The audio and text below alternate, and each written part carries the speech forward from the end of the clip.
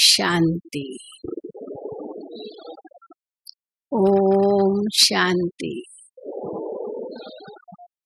ओम शांति। दादी जानकी जी हमेशा 3 बार ओम शांति कहते हैं, तो हम भी दादी से सीख गए हैं। मैं कौन, मेरा कौन और मुझे क्या करना है। 3 बार ओम शांति कहने से ये तीनों बातें बुद्धि में आ जाती है। मैं कौन, शांत स्वरूप आत्मा। मेरा कौन, शांति का सागर शिव बाबा। मुझे क्या करना है, वापिस घर जाना है, शांति धाम जाना है। इन 3 बातों में सारा ज्ञान समाया हुआ है। तो सबसे पहले प्यारे बाप दादा, सभी दादियां, सर्व मधुबन निवासी भाई बहने, सारा ईश्वरीय परिवार और साथ साथ हमारी अपनी तरफ से भी आप सभी का इस मधुबन तपोभूमि, वरदान भूमि, बाप दादा की कर्म भूमि में बहुत बहुत बहुत स्वागत है, स्वागत है, स्वागत है। हाँ, पहले एक बार जोर से ताली बजा सकते हैं।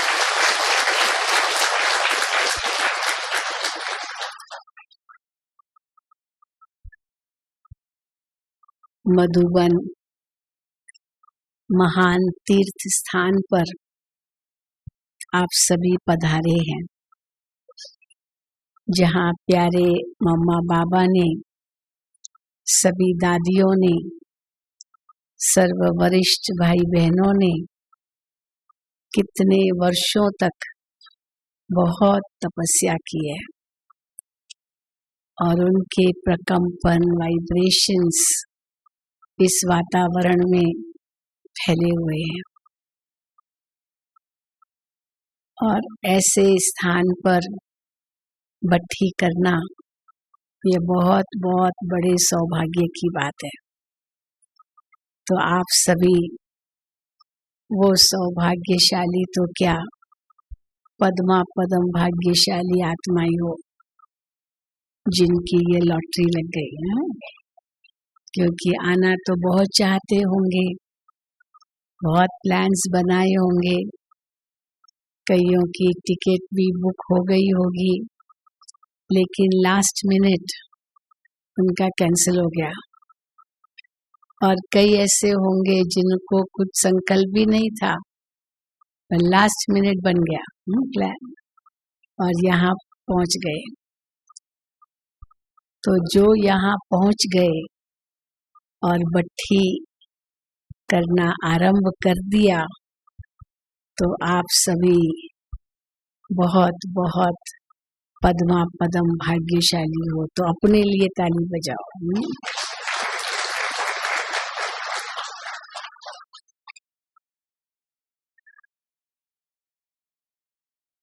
तो यहाँ किस उद्देश्य से आए हो, किस लक्ष्य से आए हो। आते ही आपको जैसे ही अकोमोडेशन मिली, आपको यह माला पहनाई गई। सभी ने पहनी हुई है माला, मैं देख रही हूँ, 1-2 ने नहीं पहनी है। हाँ? और आए तो होंगे भट्ठी में। और ये माला जो पहनाई गई, उसके साथ एक ठप्पा भी लगाया गया, बैच लिया ना, जिस पर लिखा है संस्कार परिवर्तन भट्ठी, संस्कार परिवर्तन मौन तपस्या भट्ठी। तो क्या है यहाँ इस भट्ठी में करने का लक्ष्य? सबसे बड़ा लक्ष्य है संस्कार परिवर्तन, और उसके लिए मौन तपस्या। और उसकी बट्ठी। तो 4 बातें हैं: संस्कार परिवर्तन, मौन, तपस्या और बट्ठी। एक बहुत बड़ा लक्ष्य और उद्देश्य तो इनसे भी ऊंचा है। लक्ष्य तो तात्कालीन होते हैं, इमीडिएट, कि मुझे ये 3 दिन में क्या करना है। लेकिन उद्देश्य तो बहुत दूरगामी होता है। क्या है मेरा उद्देश्य? उद्देश्य है इस संस्कार परिवर्तन,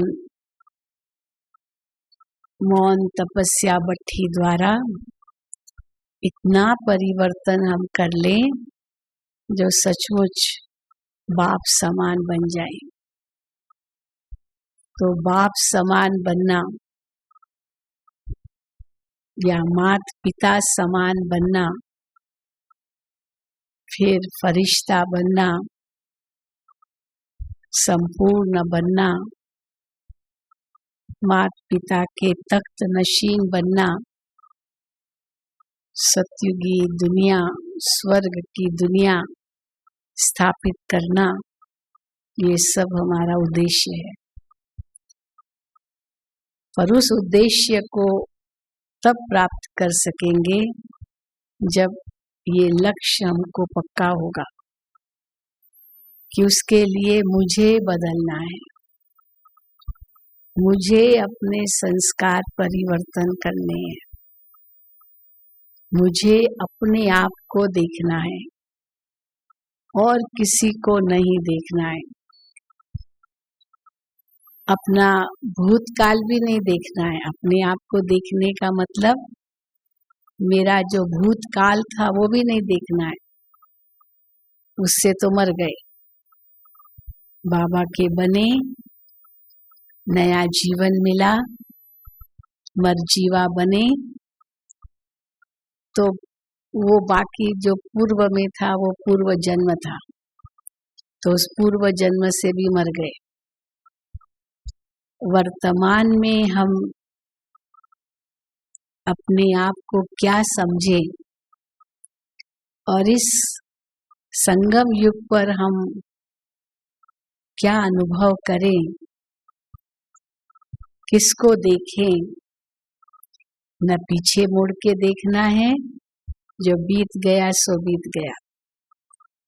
न साइड में देखना है, किसी और को देखना है, वो क्या कर रहे हैं, वो क्या कर रहे हैं। तो न अपना भूतकाल देखना है, न दूसरों का वर्तमान काल देखना है, पर अपना भविष्य काल देखने के लिए वर्तमान को बदलना है। और उसके लिए यह लक्ष्य है। क्या क्या मेरे अंदर अभी तक कमियां हैं, कमजोरियां हैं, खामियां हैं। ये 3 शब्द है। एक है कमजोरियां, दूसरी है कमियां, तीसरी है खामियां, डिफेक्ट्स। इंग्लिश में 3 अलग शब्द कहेंगे, डिफेक्ट्स, वीकनेसेस। तो कमियां भी, कमजोरियां भी, एंड व्हाट वी लैक। तो कमियां माना व्हाट वी लैक, कमजोरियां माना जो हमारी वीकनेसेस है, और साथ साथ जो डिफेक्ट्स है, जिनको हमें खत्म करना है और क्या हमें धारण करना है। ये है संस्कार परिवर्तन की विधि। तो उसके लिए बाबा हम बच्चों को हर मुरली में कितनी बातें सुनाते हैं, पुरुषार्थ करने के नए नए तरीके बताते हैं, श्रीमत पर हम कैसे चले उसकी युक्तियां बताते हैं। कभी बाबा राय देते हैं, बच्चे बाबा की ये राय है, बच्चे ये करे। कभी बाबा कहते हैं, बाबा हाँ, आदेश देते हैं, कभी बाबा ऑर्डर करते हैं, कभी बाबा ऑर्डिनेंस निकालते हैं, है ना। पहले राय देते ना, देखो मेरी ये राय है, आप ये मानो या न मानो आपके ऊपर है, मेरी राय ये है, तो हल्की चीज होती है। लेकिन दूसरा होता आदेश, ऑर्डर भी कह सकते हैं, आदेश है, ये आपको करना ही है। और फिर ऑर्डिनेंस, नहीं किया तो ये सजा होगी, है ना, ये ऑर्डिनेंस होता है। तो बाबा हम बच्चों को हर बात में श्रीमत देते हैं। अब हम उस श्रीमत का कितना पालन करते हैं, वो सबसे पहले देखना है हमें। और उसके लिए यहाँ इस भट्ठी में हमें दर्पण मिलेगा, ये दर्पण मिल रहा है इस भट्ठी में, अपने आप को देखने का। तो क्या देखेंगे कि ये जो बातें हैं मुझे बदलनी है, तो वो भी लिस्ट निकालनी होगी। क्या कमियां हैं, क्या खामियां हैं, क्या कमजोरियां हैं, और कैसे उन कमियों को हम भरें और कमजोरियों को निकालें। इसलिए उसके लिए मौन तपस्या भट्ठी तो बहुत सुंदर विधि है। सबसे पहले मौन में बहुत कुछ हो सकता है, बहुत शक्ति मिल सकती है। मौन में आपका समय बहुत बच जाएगा, बोलना ही नहीं है तो बोलना ही नहीं है तो सोचेंगे भी नहीं। एक होता है ना भाई, किसी के साथ कहीं जा रहे हैं, कुछ तो बातचीत करनी है, तो कुछ बातचीत करनी है, कुछ बोलना है, तो पहले उसके लिए सोचना होगा। पर बोलना ही नहीं है तो क्या होगा, सोचेंगे भी नहीं, क्योंकि बोलना ही नहीं है। मौन में रहना है, तो केवल मुख का मौन नहीं, पर साथ साथ मन का भी मौन रख सकते हैं। मौन जो रख सकते हैं हाथ उठाएं। अच्छा, रख सकते हैं, वेरी गुड। सबने हाथ उठाया, बड़ी हिम्मत रखी, क्योंकि सबके वश की बात नहीं है, नहीं है, मैं साफ कह देती हूँ, नहीं है सबके वश की बात मौन में रहना। लेकिन अगर लक्ष्य है तो जरूर लक्षण आ सकते हैं। सोचना ही नहीं है मुझे किसी से बात करनी है, ये संकल्प भी ना आवे, बस मैं और मेरा बाबा, बस यही बुद्धि में रखना है। यहाँ भले कई युगल युगल भी आए होंगे, लेकिन मेरा युगल क्या कर रहा है वो भी नहीं सोचना। हा? वो आया है क्लास में, वो आई है क्लास में, या नहीं आई है, नहीं आया है, क्योंकि वो अलग कमरे में होंगे, साथ में तो नहीं होंगे ना। हाँ, अलग अलग है, बहनों को अलग स्थान, भाइयों को अलग स्थान मिला है। वो सवेरे उठी कि नहीं उठी, वो उठा कि नहीं उठा, खाना खाया नहीं खाया, घर में तो बहुत ख्याल रखना पड़ता है। लेकिन यहाँ जरूरत है क्या ये सब ख्याल रखने की? आपको क्या मतलब, वो जाने, उनका कर्म जाने, मुझे क्या करना है वो देखना है। मैं उठी या नहीं उठी, मैं उठा या नहीं उठा, वो मुझे देखना है। आपके कमरे में दूसरा भी कोई सोया है, वो उठा या नहीं उठा, उसको भी नहीं देखना है। आपकी युगल तो दूर पर आपके कमरे के, आपके जो पड़ोस में जिसका बेड है, उसको भी नहीं देखना है। बस सवेरे उठे और पहला संकल्प गुड मॉर्निंग बाबा। करते हैं सभी, जो करते हैं रोज, आप वो हाथ उठाएं, सभी करते हैं, वेरी गुड। और रात को सोने से पहले गुड नाइट बाबा। ये दो बातें तो हर रोज करनी है, लेकिन कब उठना है ये फिर जो अभी का विषय है, निद्रा जीत। कई फिर क्या समझते हैं निद्रा जीत बनना है तो हम सारी रात जागेंगे, पर बाबा सारी रात के लिए भी मना करते हैं, क्योंकि कम से कम 4 घंटा तो नींद चाहिए शरीर को, जरूरी है। इसलिए बाबा कई बार कहते हैं अच्छा 10 बजे सो जाओ और 2 बजे उठो। चलो 11 बज गए सोते सोते, चलो 3 बजे उठो। तो 4 घंटा कम से कम चाहिए जरूर। और दिन में भी विश्राम तो थोड़ा मिल ही जाता है, क्योंकि आखिर ये शरीर है, मशीन तो है ना, मशीन को भी फ्यूल चाहिए, आराम भी चाहिए, तो इसीलिए वो भी जरूरी है। और वैसे भी बाबा कहते हैं रात का जो समय है वो तमो प्रधान समय है। तो जब भोगी जागते हैं तो योगी सोते हैं, और जब भोगी सोते हैं तो योगी जागते हैं, है ना।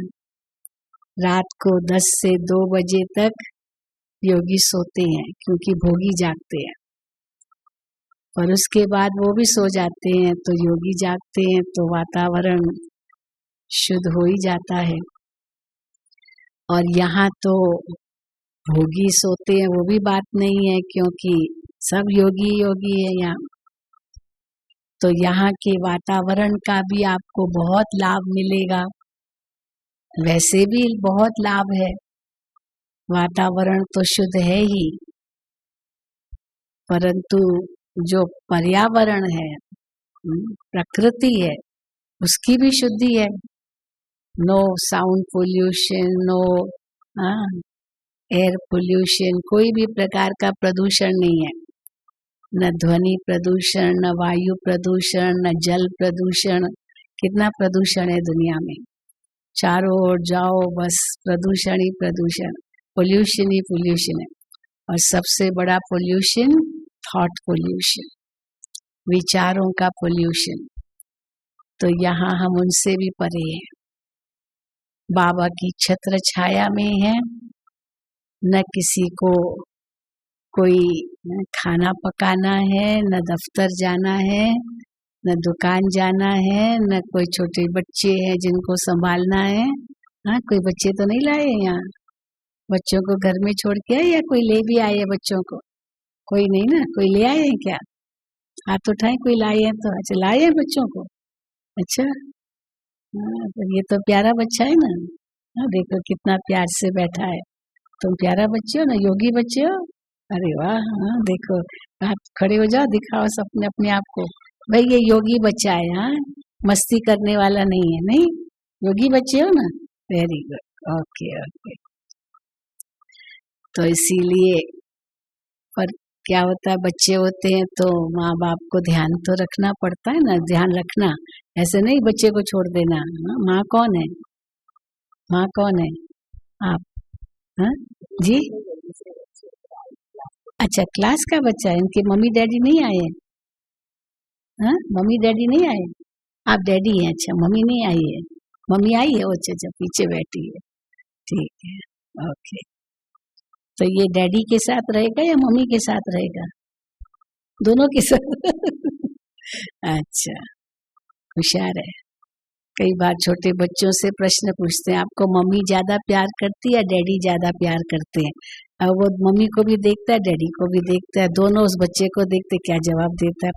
तो बड़ा होशियारी से जवाब देता, दोनों दोनों कहा तो झगड़ा टूटा, कोई झगड़ा होगा ही नहीं, दोनों इक्वल है। तो इसीलिए, लेकिन बाकी तो एक बाबा, दूसरा न कोई, एक बहुत ऊंचा लक्ष्य है ये हमारा, क्योंकि इसी उद्देश्य को भी पाना है।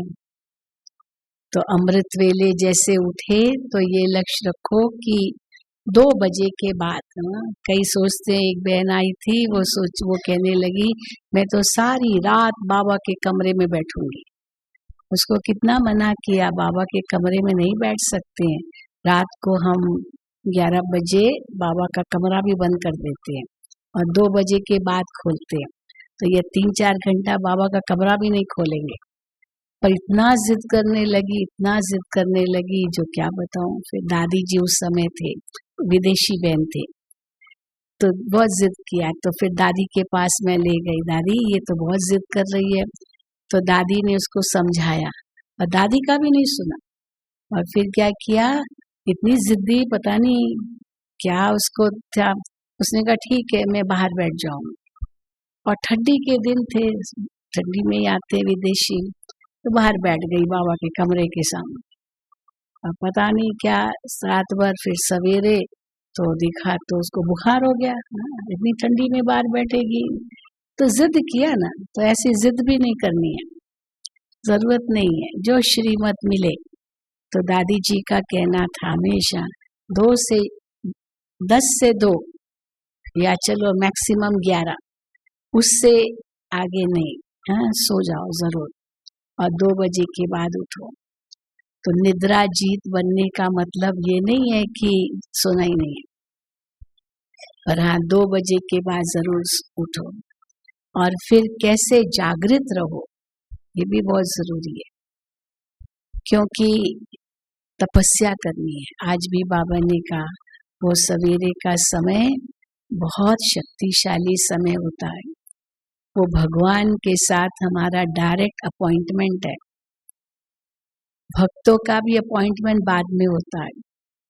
भक्त भी 5 बजे तो मंदिरों में जाना शुरू कर देते हैं ना, 4 बजे तो कोई नहीं जाता होगा, पर 5 बजे से घंटे बजना शुरू हो जाते हैं। मंदिरों में भी दर्शन शुरू हो जाते हैं। तो 5 बजे फिर भक्तों की लाइन लगती है। पर हम तो भक्तों से ऊंचे हैं ना, हम तो भगवान के डायरेक्ट एडॉप्टेड बच्चे बने हैं। भगवान हमको रोज कितना प्यार देता है, मुरलियों द्वारा कितने टाइटल देता है, कितना ऊंचा उठाता है। इसलिए हम तो भगवान के वरदानी बच्चे हैं। इस निश्चय से हम पहले उठ जाते हैं और उठकर गुड मॉर्निंग किया, और फिर कोई देहधारी की याद न हो, किसी भी देहधारी आत्मा की याद न हो। हमारी बड़ी दीदी थी, वो हम लोगों को एक स्लोगन देती थी कि सवेरे सवेरे जब उठते हो तो उस समय 5 केले खाओ। पता है ना, 5 केले खाओ। खा सकते हैं सवेरे सवेरे उठते ही 3 बजे? नहीं खा सकते। अच्छा, जो खा सकते हैं हाथ उठाएं। देखो ये कितने खा सकते, आप नहीं खा सकते हो। हाँ, तो 5 केले खाओ का मतलब पहला केला है अकेले आए हैं सवेरे, और कोई देहधारी की याद न हो, अकेले आए हैं। ये है एक केला, ये खा सकते हो, ये केला खा सकते हो ना। हाँ, अकेले आए हैं, अकेले जाना है, अकेले जाना है, किसी को साथ में नहीं ले जाना है। ये दूसरा केला। तीसरा केला अकेले में माना एकांत में। अब यहाँ तो संगठन में होंगे, लेकिन संगठन में रहकर भी एकांत का अनुभव कर सकते हैं। तो अकेले में अकेला होकर, मन से भी अकेला, अकेला होकर अकेले को याद करना है। हो गए 5 केले। अकेले आए हैं, अकेले जाना है। वो गीत है ना, वो कौन सा गीत है? तो न हाथी होगा न घोड़ा होगा, क्या? चल अकेला चल अकेला, हाँ? तुझे तेरा, हाँ वो गीत है। हाँ कुछ, हाँ तो इसीलिए ना हाथी होगा ना घोड़े होंगे, तुमको अकेला पैदल ही जाना होगा। पर बाबा तो पंख देते हैं ना उड़ने के, इसलिए पैदल नहीं जाना होगा, उड़ के जाना होगा। तो इसीलिए ये 5 केले सुबह उठते ही खाने हैं। पर ये तब हो सकेगा संभव जब रात को वो स्थिति होगी। अगर रात को वो स्थिति नहीं होगी, कोई देहधारी की याद या कुछ भी बातें याद, तो सवेरे वही संकल्प सबसे पहले आएगा।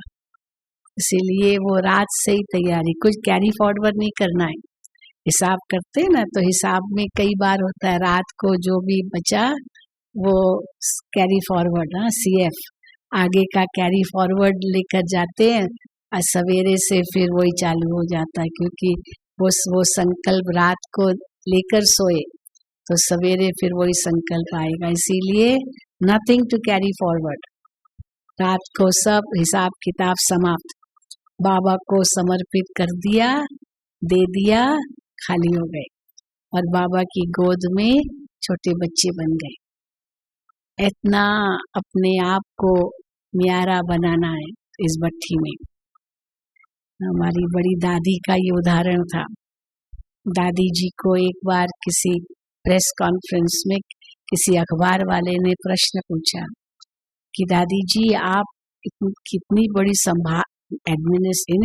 संस्था का एडमिनिस्ट्रेशन करते हैं, कितने आपके सेंटर्स हैं, कितनी बहनें हैं जो समर्पित हैं, क्या नहीं आपका कारोबार चलता है, तो आपको नींद आती है?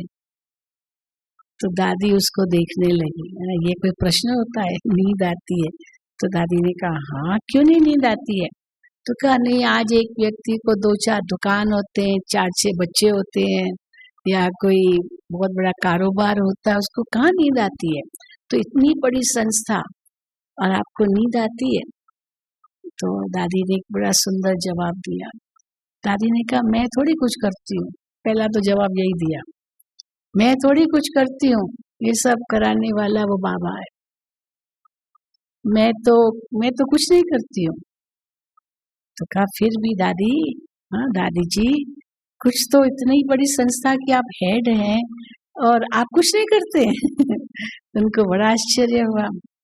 तो फिर उनको बताया कि कैसे ये एडमिनिस्ट्रेशन चलता है, और फिर बहुत सुंदर बात कही कि मैं तो छोटा बच्चा बन जाती हूँ, बस रात को बिस्तर पर गई, बाबा को सब कुछ सौंप दिया, अभी सौंप दिया, बस चलो बाबा, हाँ बाबा की गोद में सो गए। 1 मिनट भी नहीं लगता है नींद आने में, ये भी बड़ा भाग्य है। हाँ कोई तो फटकते रहते हैं, नींद ही नहीं आती है, नींद ही नहीं आती है, लेकिन नहीं, हम बच्चों का ये भी एक हमारी स्थिति बननी चाहिए।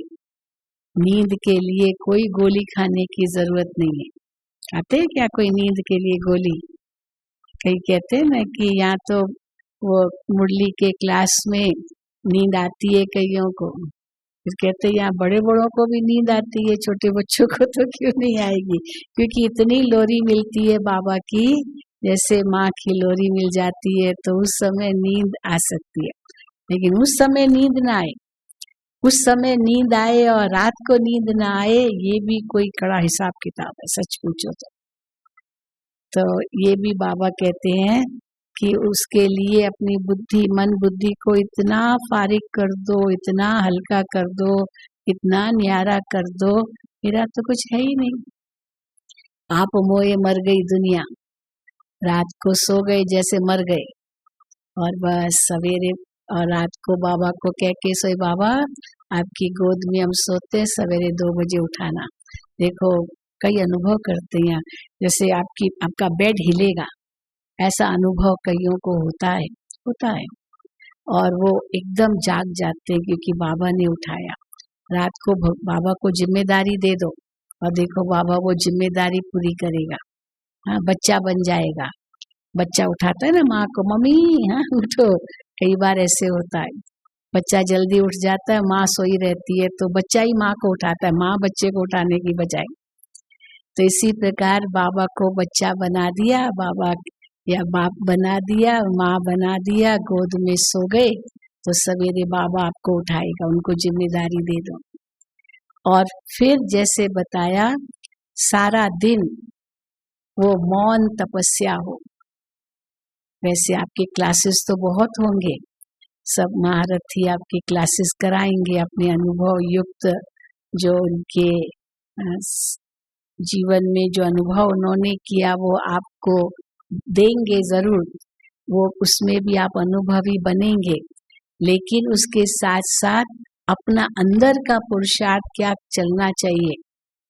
मौन तपस्या बट्ठी माना पहले तो मुख के मौन के साथ मन का मौन भी रखना है।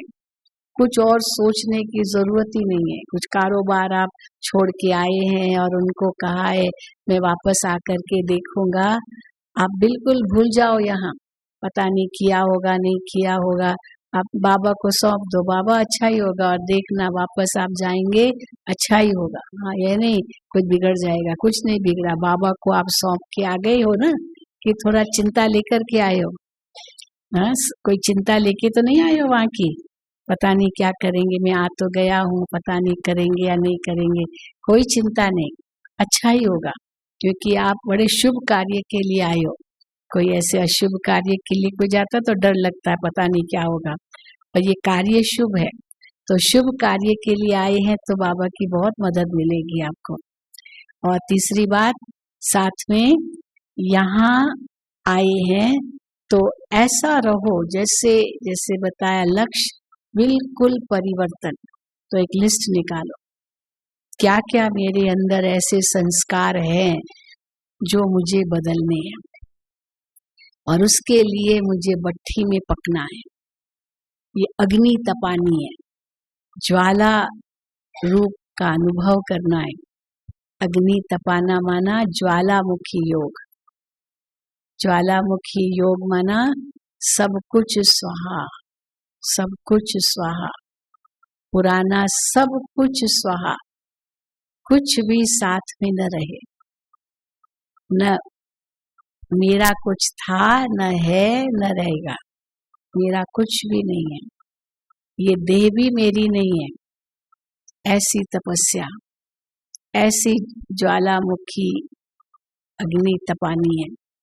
जैसे ज्वालामुखी फटता है ना, तो देखते हैं ना, सब कुछ राख हो जाता है, सब कुछ पूरा राख बन जाता है ज्वालामुखी जहाँ फटता है। हम गए हैं, मैं फिलीपींस गई थी, फिलीपींस में खास हमको दिखाने के लिए ले गए थे।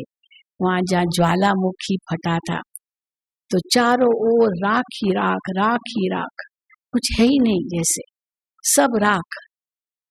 तो राख बन जाए, तो राख बन जाए माना सारे पुराने संस्कार सब खत्म हो जाए। तो कैसे राख बनाना है? परिवर्तन। तो इस अग्नि में क्या क्या परिवर्तन करना है? सबसे पहला परिवर्तन तो ये करना है, ये सोच के मैं कौन हूँ, सच्चा सोना हूँ, मैं तो सच्चा सोना हूँ। अब सच्चा सोना हूँ लेकिन थोड़ी थोड़ी खाद पड़ी हुई है, तो खाद को मुझे निकालना है। तो सोने को क्या करते हैं? अग्नि में डालते हैं। तो मैं सच्चा, मुझे सच्चा सोना बनना है, एक लक्ष्य। तो जो भी कोई भी खाद है मेरे अंदर, कोई भी विकार की खाद है, वो खाद हमें निकालनी है। चाहे गुस्सा आता हो, मोटे मोटे विकार तो हमारे खत्म हो गए होंगे, मोटे मोटे विकार तो नहीं होंगे ना, काम क्रोध लोभ मोह अहंकार, लेकिन बाबा कहते उसका अंश भी न रहे। खाली मोटे विकार नहीं, पर अंश भी न रहे। अंश भी फिर वंश पैदा करता है। थोड़ा आवेश आना, थोड़ा ईर्ष्या होना, थोड़ा नफरत किसी से, द्वेष किसी से, किसी का अवगुण देखना, कई ये छोटी छोटी छोटी छोटी कमजोरियां हैं। वो छोटी कमजोरियां भी हमको खत्म करनी है, तब कहेंगे सच्चा सोना। तो सच्चा सोना बनना माना इस योग अग्नि में तपना। ऐसा तप जाओ जो सारी खाद निकल जाए, बिल्कुल अशरीरी अवस्था बन जाए। पहले तो देही अभिमानी अवस्था होगी। देही अभिमानी या आत्मा अभिमानी स्थिति, कई पूछते ना अंतर क्या है, तो देही अभिमानी स्थिति, आत्मा अभिमानी स्थिति माना चलते फिरते, चलते फिरते, खाते पीते, खुद को भी देह से न्यारी आत्मा देखना, दूसरों को भी देह से न्यारी आत्मा देखना, आत्मा से मिल रही हो, मिल रहा हो, या जो भी सोचो आत्मा के प्रति दृष्टि हो, ये है देही अभिमानी बनना। मैं आत्मा ये कर रही हूँ, बाबा कहते ना, मैं इन आत्मा इन आंखों से देख रही हूँ, मैं आत्मा इन कानों से सुनी, मैं आत्मा इन हाथों से कर रही हूँ। तो ये देही अभिमानी स्थिति बनती है। लेकिन जब योग में बैठते हैं तब अशरीरी अवस्था चाहिए। अशरीरी अवस्था माना बिल्कुल देह से अलग, मैं एक आत्मा हूँ इस शरीर से अलग। जैसे ये वस्त्र अलग है शरीर से, वैसे शरीर रूपी वस्त्र भी मुझसे अलग है। ये शरीर का भान एकदम भूल जाए। ब्रह्मा बाबा ने यही तो प्रैक्टिस किया ना। ब्रह्मा बाबा की सबसे बड़ी प्रैक्टिस शुरू में यही थी। ये अभ्यास बाबा कैसे करते थे? चलो बाबा तो अशरीरी बन जाते थे, लेकिन जो बाबा का परिवार था लौकिक, उनको भी बाबा कैसे प्रेरणा देते थे, तो अपने आप को शिक्षा देते थे ताकि वो उनको प्रेरणा मिले। क्या करते थे बाबा? दीवार पर लिखते थे। बाबा की लौकिक युगल का नाम यशोदा था, तो बाबा दीवार पर लिखते थे यशोदा आत्मा है, यशोदा आत्मा है, यशोदा आत्मा है। तो यशोदा जब पढ़ेगी तो क्या सोचेगी? हाँ, मैं आत्मा हूँ। तो वो बाबा को कैसे देखेगी? आत्मा। तो जैसे बाबा अपने लिए प्रैक्टिस करते थे, तो इनडायरेक्टली उनको भी प्रेरणा देते थे, तुम भी ये प्रैक्टिस करो, ताकि बाबा भी यशोदा को आत्मा रूप में देखे और वो भी उनको आत्मा रूप में देखे। नहीं तो स्त्री पति का भान तो होता ही है ना, हाँ ये मेरा पति है, मेरी स्त्री है। लेकिन कैसे बाबा ने ये भान ही पूरा कर दिया ताकि कोई यशोदा भी बाबा को उस रूप में न देखे और ये भी यशोदा को न देखे। फिर बाबा की लौकिक जो बहू थी ब्रिजेंद्रा दादी, उसका भी बहुत मोह था बाबा में, बहुत मोह था। बाबा का भी उनमें बहुत मोह था। ब्रिजेंद्रा दादी में बहुत सुंदर भी थी। महाराष्ट्र की जोन इंचार्ज थी, संतोष बहन ने उनसे ही पूरी पालना ली है बॉम्बे में। तो बहुत सुंदर थी। जब बाबा बिजनेस में थे तो बाबा बहू को लेके जाते थे राजाओं के पास, और बिजनेस करना राजाओं महाराजाओं से, तो वो गहने बनाते थे बाबा, तो उनको पहना देते थे बहू को, और बहू को साथ में ले जा। वैसे ही सुंदर थी और गहने पहन करके तो और भी सुंदर लगती थी। तो वो जो रानी होती थी, हाँ मुझे ऐसा ही नेकलेस चाहिए जैसे आपकी बहू ने पहना है, तो ऐसी ही ये अंगूठी चाहिए, ऐसे ही ये चाहिए, ऐसे ही कान का चाहिए। और बाबा बहुत होशियार थे।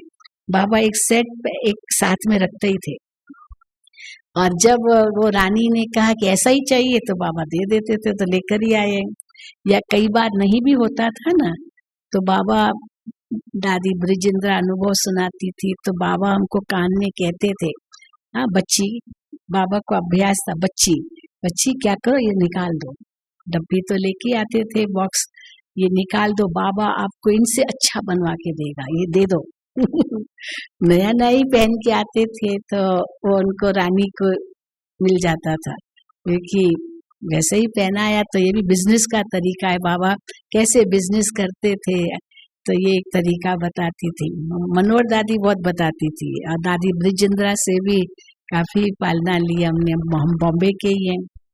तो ब्रिजेंद्रा दादी, राधे उनका नाम था, उनका भी बहुत मोह था बाबा में, और बाबा का भी था।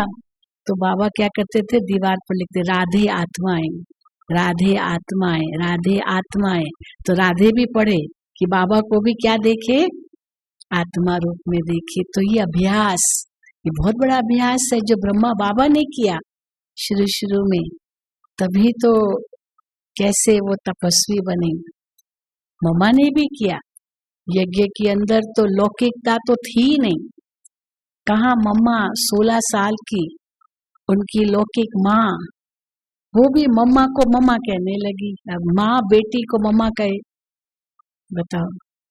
बाबा ने शुरू किया मम्मा कहना, और बाबा ने शुरू किया मम्मा कहना, तो सारे ही क्या कहेंगे, मम्मा कहेंगे। लौकिक में होता है ना, अब पति है, पति अपनी माँ को मम्मी कहता है, तो उनकी पत्नी सास को क्या कहेगी, सास कहेगी, क्या कहेगी, वो भी मम्मी कहती है ना। घर में अगर पति माँ को मम्मी कहता है या जो भी माँ कहता है, तो उनकी जो पत्नी आएगी वो भी अपनी सास को उसी रूप से ही संबोधित करेगी। तो इसी प्रकार तो कैसे बाबा भी ये सिखाते थे। तो मम्मा की माँ भी मम्मा को माँ कहने लगी, तो कहाँ मम्मा बेटी और उसकी माँ वो बेटी बन गई और मम्मा मम्मा बन गई। लौकिकता तो थी नहीं।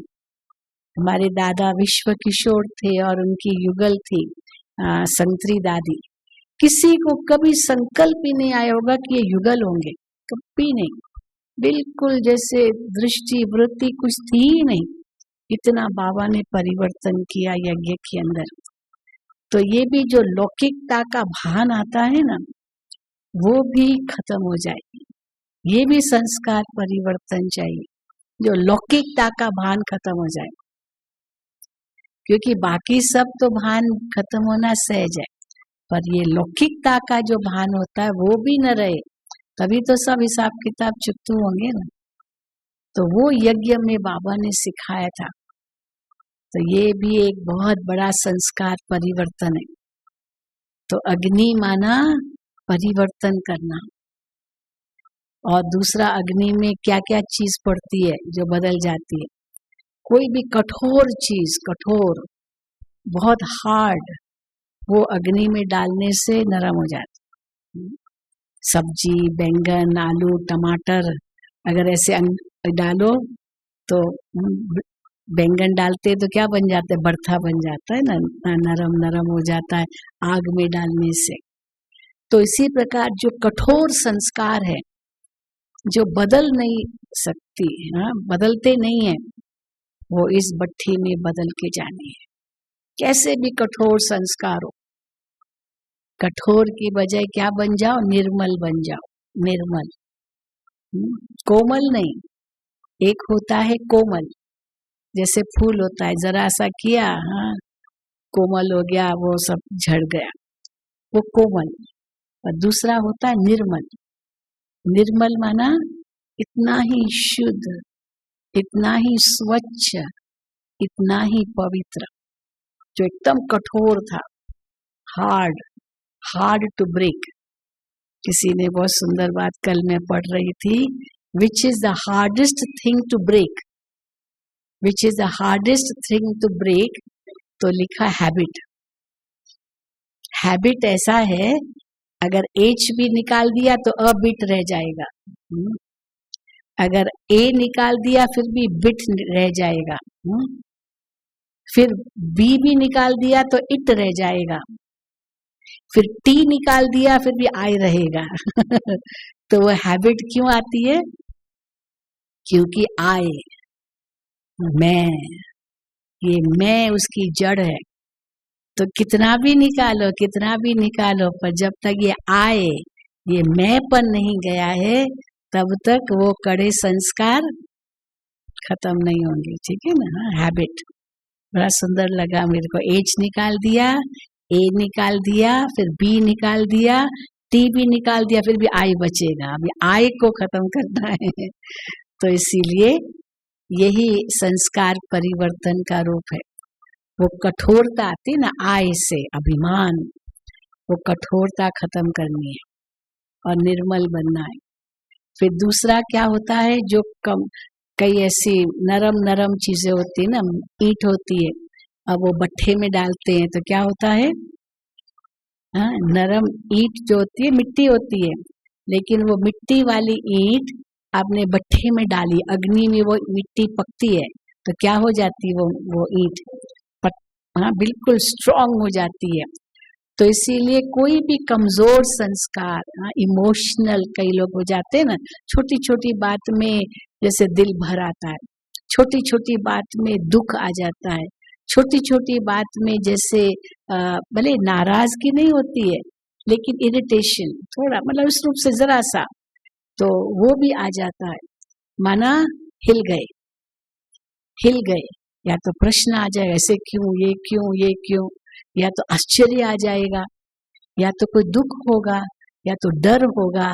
तो ये जो कमजोरियां हैं ना, इमोशनल डिस्टर्बेंसेस जो अंदर की होती है, एकदम छोटी छोटी बातें रोना आ जाएगा, बस किसी ने कुछ कह दिया रोना आ गया। हाँ, जैसे यहाँ गंगा जमुना बैठी हुई है आंखों में, हाँ बहनें बताएं किसको कभी रोना नहीं आता है, हाथ उठाएं बहनों में से, भाइयों से नहीं पूछती हूँ, भाई तो रोते नहीं होंगे, हाँ भाई तो भाइयों से कम, बहनों का तो बहुत होता है। हाँ, जिनको, जिसने कभी रोया नहीं हो, माना इस साल में कम से कम 4 महीना 5 महीना जिसने रोया बिल्कुल नहीं है, हाथ उठाओ। अरे 2-4, बाकी सबने रोया है। अच्छा, हाँ, अभी ये रोना बंद दे सकते ना बाबा को, रोना बंद, रोना ये गंगा जमुना नहीं बहानी है, ये बिल्कुल बंद। देखो अभी क्या बताऊं परंतु ये इमोशनल जो डिस्टर्बेंसेस अंदर की होती है ना, ये इस भट्ठी में समाप्त करना, मजबूत बन के जाना, मजबूत। कोई कुछ भी कहे, एक कान से सुना दूसरे कान से निकाल दिया, ऐसे हो सकता है? उसने कहा तो रोना शुरू कर दिया।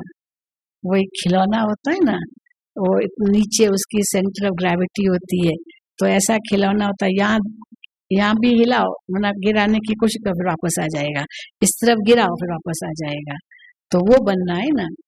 और दूसरा होता है बेपेंदी का लोटा, बेपेंदी, जिसको पेंदी नहीं होती ना, नीचे उसको रहता है ना, उस पर वो टिकता है, पर वो बेपेंदी का लोटा हो तो यहाँ लुढ़काया गिर गया, वहां किया फिर गिर गया। तो हमारी ऐसी अवस्था क्यों होनी चाहिए? किसने कुछ भी कहा कहने दो, उसकी तकदीर, उसने जो किया हम उसको रोक नहीं सकते, पर मैं क्यों ऐसा कर्म करूं? मुझे क्या करना है? मुझे ऐसा कोई कर्म नहीं करना है जो पाप बने। ठीक है, नाराजगी भी नहीं है, ठीक है, मैं अपने आप को बदल देता हूँ, बस बात ही खत्म। दूसरे को तो रोक नहीं सकते, दूसरे को परिवर्तन करना तो हमारे वश की बात नहीं है, पर हम खुद को तो कर सकते हैं ना। तो खुद को परिवर्तन करना, बाकी हम ऐसा कोई कर्म न करें जो पाप बन जाए। तो जो छोटी छोटी अंदर में इमोशनल बातें हैं, वो इमोशनल बातें कैसे खत्म करेंगे इस योग अग्नि में? तब करके बस मैं आत्मा, मैं शक्तिशाली आत्मा, मैं प्रेम स्वरूप आत्मा, मैं आनंद स्वरूप आत्मा, मैं शांत स्वरूप आत्मा, ये अंदर में अपने आप को समझाते रहो। तो वो शक्ति जो अपने अंदर भरेंगे, उससे आपकी इमोशनल जो भावनात्मक जो बदलना होता है वो नहीं रहेगा। आप बहुत कठोर शब्द नहीं कहेंगे, क्या बनेंगे? मजबूत, स्ट्रॉन्ग, इतने स्ट्रॉन्ग बन जाएंगे। वो स्ट्रॉन्ग जो शक्ति अंदर की, वो आपको इन सब बातों से परे करेगी, क्योंकि अंत के समय ये सब बातें आएंगी। कितनी बातें अंत के समय आएंगी परीक्षा लेने के लिए। एक तो आपके निजी संस्कार परीक्षा लेंगे, दूसरा आपके रिश्तेदार वो परीक्षा लेंगे, तीसरा प्रकृति परीक्षा लेगी, चौथा माया परीक्षा लेगी। ये सब परीक्षा लेने आएंगे, तो उस समय अगर हिलने लगेंगे तो क्या होगा? फिर तो फेल हो जाएंगे। लेकिन उस समय ऐसी स्थिति बनानी होगी जो देखते हुए न देखें, सुनते हुए न सुने, अपने स्वराज्य अधिकारी स्थिति में रहें, ये बहुत जरूरी है। तो वो मुझे यहाँ ये 3 दिन अनुभव करना है और अपने आप को इतना मजबूत बना के जाना है जो कोई भी परिस्थिति मुझे हिला नहीं सकेगी। एक बहुत मिसाल छोटा सा मैं आपको देती हूँ। एक बहन थी, वो मधुबन में रही, विदेश की बहन बात कर रही हूँ। दादी के पास में ले जाती थी, जानकी दादी, दादी प्रकाश मणि के पास, क्योंकि उनकी प्रॉब्लम्स कुछ होती थी तो ले जाती। तो एक बहन दादी के पास गई तो दादी को अपनी प्रॉब्लम्स बताने लगी जो भी थी, और फिर दादी को कहती है, दादी I don't know what to do, मैं इतनी परेशान हूँ, इतनी परेशान हूँ, क्या होगा क्या होगा। तो दादी जानकी ने उनको बहुत सुंदर बात कही, अभी जो होगा वो तो देखना ना जा करके, अभी क्यों सोच रही हो। अच्छा यहाँ तो वो नहीं है ना, बोला नहीं यहाँ नहीं है, पर वापस जाऊंगी ना तो पता नहीं क्या होगा। अब वापस जब जाओ तब तक आप स्ट्रांग बन जाओ, क्या होगा ये क्यों सोचती हो। आप यहाँ स्ट्रांग बनने के लिए आई हो, मजबूत बनने के लिए आई हो, तो यहाँ ऐसी शक्ति भरो अपने अंदर जो आप वहां जाओ तो वो बात सूली से कांटा बन जाए। जो बाबा कहते पहाड़ जैसी बात राई बन जाए, राई तो क्या रुई बन जाए। लेकिन ये कब होगा, जब आपकी स्थिति इतनी ऊंची होगी। उस घटना को या वो परिस्थिति को आप बदल नहीं सकेंगे। जैसे बाबा मिसाल देते ना, अभी हम नीचे हैं तो नीचे तो बड़ी बड़ी इमारतें कितनी बड़ी दिखेगी, हम तो उनकी भेंट में छोटे हैं। लेकिन जैसे हम ऊपर चढ़ते, हवाई जहाज में जाते, क्या होता है, धीरे धीरे वो जो बड़ी बड़ी इमारतें कैसे लगने लगती है, छोटी छोटी छोटी, आखिर तो एक बिंदी बन जाती है जैसे कि कुछ है ही नहीं, क्योंकि हम ऊंचे गए, वो तो उतनी है, वो नहीं बदली, लेकिन हम इतने ऊंचे चले गए। तो इसी प्रकार तो दादी ने उनको बहुत सुंदर बात कही, यहाँ वो बात क्यों सोचती हो, तुम यहाँ तो शक्ति भरने के लिए आई हो ना, मधुबन क्यों आते हो, शक्ति भरने के लिए। तो यहाँ वो इतनी शक्ति यहाँ से भर के जाओ जो वो बात आपको वो लगे ही नहीं, जैसे कि हुआ ही नहीं, कुछ भी नहीं है। राई तो क्या रुई भी नहीं है, वो भी नहीं हो, रुई तो फिर भी दिखाई देगी, चलो फूंक मारी उड़ गई, या चलो रुई हुई तो फूंक मारो और उड़ जाए, पहाड़ तो रहा ही नहीं। तो इसीलिए यहाँ ऐसी शक्ति भरो, पता नहीं क्या होगा, पता नहीं क्या होगा। तो बाबा ने उस दिन कहा ना, पता नहीं कहेंगे तो तुम्हारा ही पता कट जाएगा तुम्हारा ही पता कट जाएगा, यानी माया घसीट के ले जाएगी, खींच के ले जाएगी। इसीलिए बहुत संभाल करनी है, क्योंकि अंत में माया वहीं से पकड़ेगी जो आपकी कमजोरी है। जैसे चोर कहाँ से एंटर करता है, ऐसे नहीं एंटर करता। चोर कहाँ से एंटर करता है, जहाँ थोड़ा भी खुला होगा, वेंटिलेटर ही खुला होगा या बैक डोर कहीं खुला होगा या ताला ठीक नहीं होगा, कुछ तो होगा, तभी वो चोर एंटर करता है। कुछ वीकनेस उनको मिले तो ये माया भी कहाँ ढूंढेगी, कौन सी सुराख मिल जाए उनको जो वहां से वो एंटर करे। तो अंत में यही परीक्षा होगी। हम लोग बताते ना, मैनेजमेंट के अंदर बताते, एक सांकड़ी है ना, चेन है, वो चेन कितना मजबूत है, वो उसकी कैसी, उसका मापदंड क्या है, कैसे पता चले कितना मजबूत है। जो सबसे कमजोर कड़ी है वही उसकी शक्ति है, क्योंकि वो अगर कमजोर कड़ी टूट गई तो वो चेन खत्म। वो चेन तब तक है जब तक वो सब एक दो में जुड़े हुए हैं, पर कोई एक कमजोर है, वो ही उस चेन की शक्ति है, क्योंकि वो एक टूटा माना सब टूटा, सारा टूटा। एक दीवार की शक्ति कितनी है, वो एक जो सबसे कमजोर ईंट है उसकी शक्ति पूरे दीवार की शक्ति है। ये तो क्रैक पैदा हो गया, थोड़ा सा थोड़ा मारा गिरेगा, तो वही कमजोरी अंत में माया देख लेगी और उसी से ही फिर हार हो सकती है। तो इसीलिए ये स्व परिवर्तन करने लिए यहाँ आए हो, ऐसा परिवर्तन करके जाओ, क्योंकि बाबा हमें सावधान तो करते ही रहते, हर मुरली में कितना सावधान करते हैं। ऐसी कोई मुरली नहीं होगी जिसमें बाबा हम बच्चों को सावधान न करते हो। तो सावधान करने का मतलब क्या है? कई लोग पता है क्या कहते बाबा हमको डराते क्यों हैं? हाँ, विनाश होगा, ये होगा, वो होगा, धर्मराज की सजाएं खाएंगे, ये होगा, बाबा डराते हैं। बाबा डराते नहीं है। अभी मीटेरोलॉजिकल डिपार्टमेंट है, वो अभी तूफान आएगा, बारिश आएगी, वो बताता है, तो क्या डराता है? आप उनको कहेंगे आप मुझे डराते क्यों हो? क्या करेंगे? अभी तूफान आना है, आंधी आनी है, बारिश आनी है, वो बताता है ये आना है, सावधान हो जाओ, मछुआरे समुद्र में मत जाओ, और बताते हैं ना। तो क्या डराते हैं? क्या करते हैं? हाँ, सावधान करते हैं। पर कई लोग सावधान को डराना समझते हैं। तो हमको क्या करना है? डरना नहीं है, क्या करना है?